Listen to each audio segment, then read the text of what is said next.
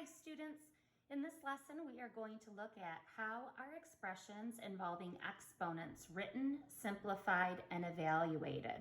At this point, go ahead and pause your video so that you can record the information that I have here, and it'll make a lot more sense why I have this written nice and large, because we're going to be putting a lot of information around it. So make sure that when you write this here that you're giving yourself lots of space.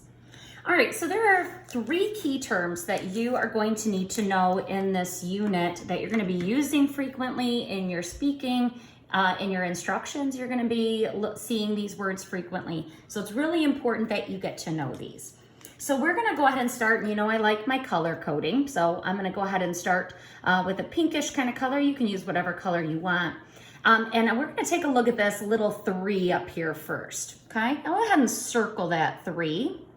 And I'm going to go ahead and keep writing in that same color so I know that it's referring to this 3. This is called an exponent, and you may or may not have already known that from previous grades.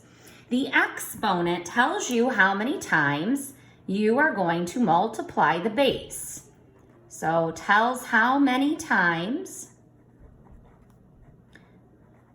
you will multiply the base. Okay, so it tells how many times you multiply the base. All right, and I like to think of it as the little guy flying high. So just kind of a fun little way to think about him. So the little guy flying high. Okay, so you'll see that little 3 up here. Okay, the exponent is going to be that really small number, and again, it tells you how many times you are going to multiply the base by itself. Okay, so that's that little guy flying high. That's your exponent. So we mentioned the term base in this definition of exponent. So let's go to the base. So I'm going to go grab a new color. I'm going to go ahead and go with the green. And I'm going to put a big box around this 5 here. Okay, and then off to the left side, I'm going to go ahead and still using that same color because I'm going to now define that term, and that word is base. So this is your base. This is the number that is multiplied by itself. Okay, so the base is the number being multiplied.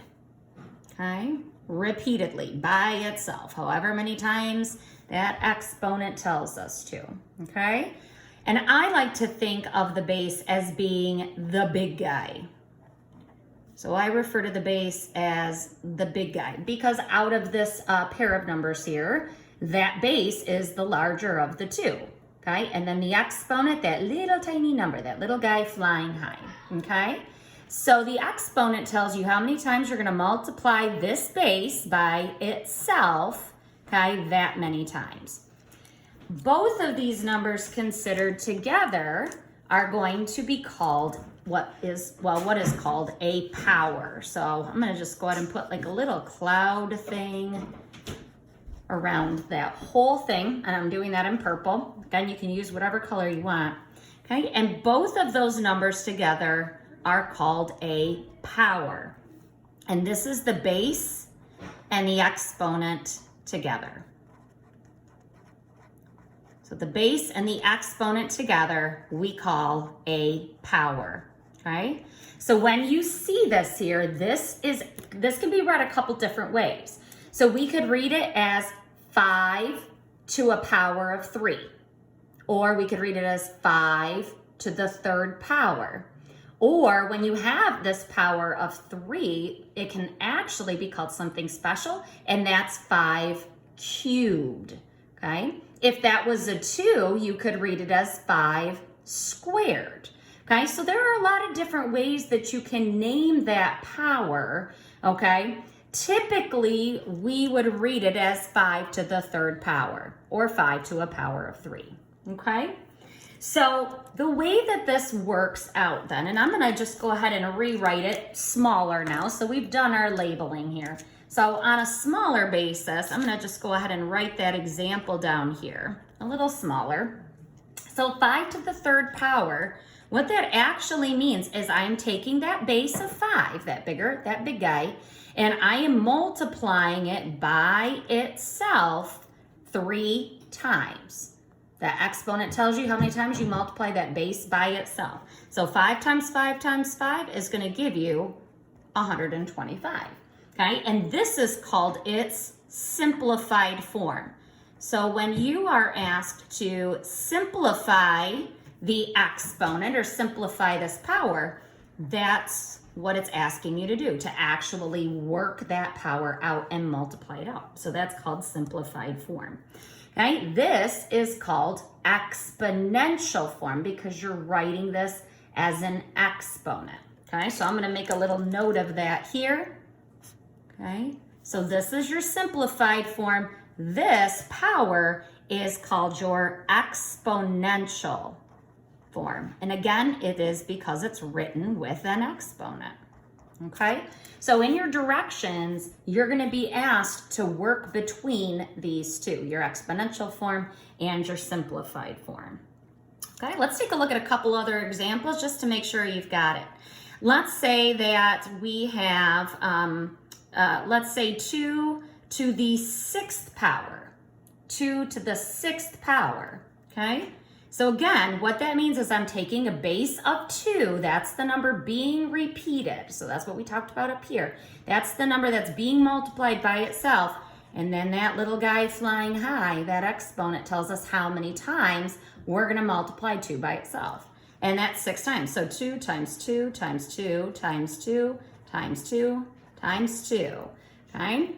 So now when you go to put this in simplified form, you can multiply this out however you want to. So you could say, oh, well, I know 2 times 2 is 4. 2 times 2 is 4. 2 times 2 is 4. And then take 4 times 4 times 4, okay, which is going to give you 64. Or you could also say 2 times 2 is 4, times another 2 is 8, times another 2 is 16, times another 2, times another 2, okay? So how you break that multiplication apart to get it in that simplified form is up to you, okay? You're gonna get that same result either way. There's a special case I wanna show you when you're working with negatives that I want you to be very careful about. So I wanna look at the difference between what if I am taking a base of -3 and raising it to the 4th power, versus taking a base of 3 to the 4th power and taking the opposite of that. So in one example, we have the negative in parentheses, and in the second example, we don't have the negative in parentheses. These mean 2 very different things, so you have to be careful. So what this means in this first example, because that whole -3 is in parentheses, I am multiplying -3 by itself 4 times. So when I expand this, that means I'm taking -3 times -3 times -3 times -3. Okay? So -3 times -3 is a +9.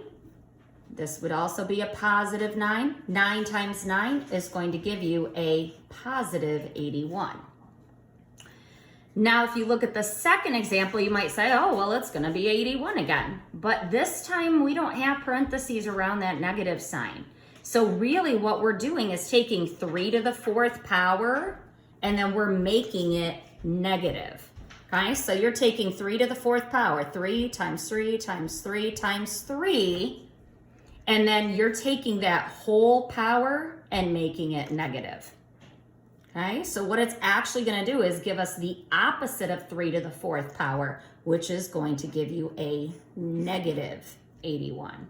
So when you run into this scenario here, when you start taking a negative base, pay a close attention to whether you have parentheses or no parentheses around that negative sign, okay? Because as you can see here, it's going to change the sign of your answer.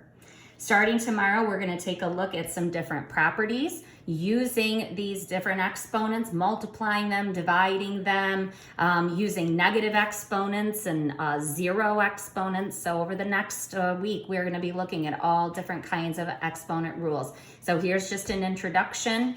If you have questions, please be sure that you are emailing your teacher. We'll see you guys later.